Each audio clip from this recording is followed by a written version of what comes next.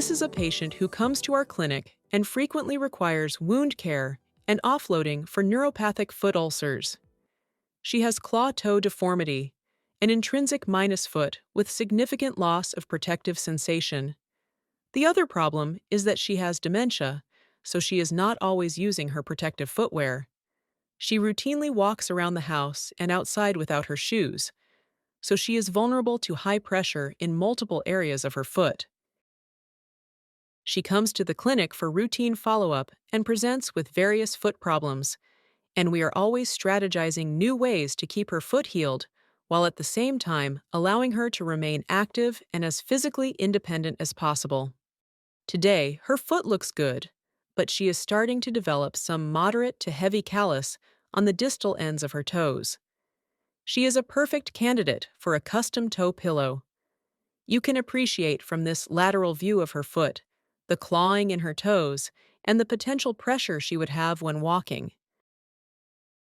This is a good example of the toe pillow we are going to fabricate. I want to show you a few toe pillows that may be problematic. This is one that was created by one of our students, and you can see the hole is a little too small.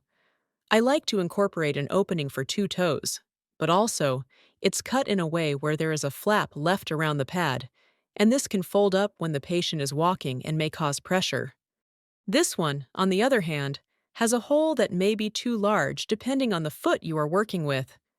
You don't want movement of the pillow around the toes. Also, there is a flap again that may cause pressure. So, the one on the left is similar to what we are trying to fabricate. Using a roll of adhesive moleskin, start by cutting a piece approximately 2 inches wide and 3.5 to 4 inches long.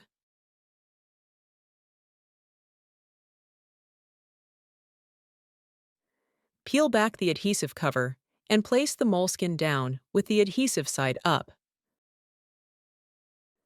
We use gauze to create the pad, but there are other commercially available products, like cylindrical foam, that will work as well. The width of the gauze pad depends on how many toes you're going to incorporate and how large the foot is.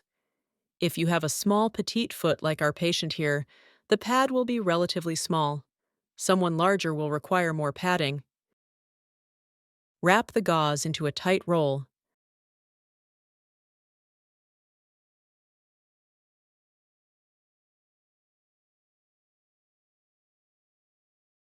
Place it into the center of the adhesive side of the moleskin,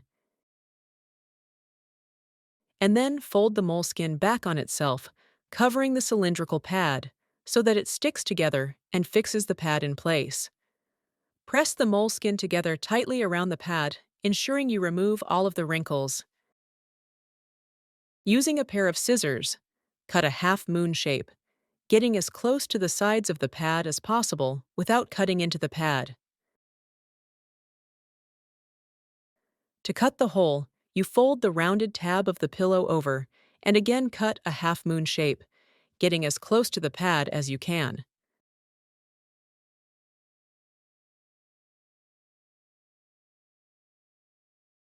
When you unfold the moleskin, your hole should be large enough to fit 2 toes.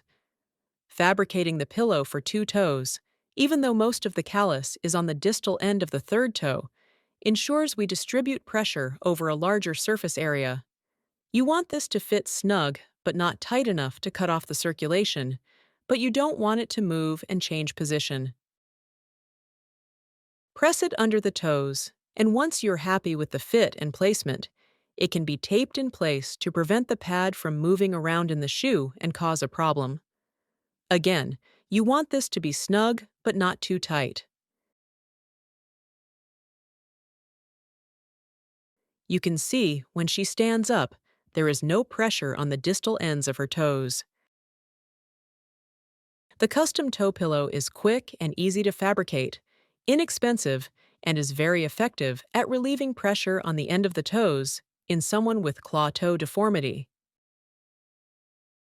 If you would like more information on Hansen's disease and our program, you can visit us at www.hrsa.gov/Hansen's-disease, or call our toll-free number at 1-800-642-2477. Additional instructional videos on the evaluation and treatment of Hansen's disease can be found on the National Hansen's Disease Provider Toolkit located on HRSA Tube.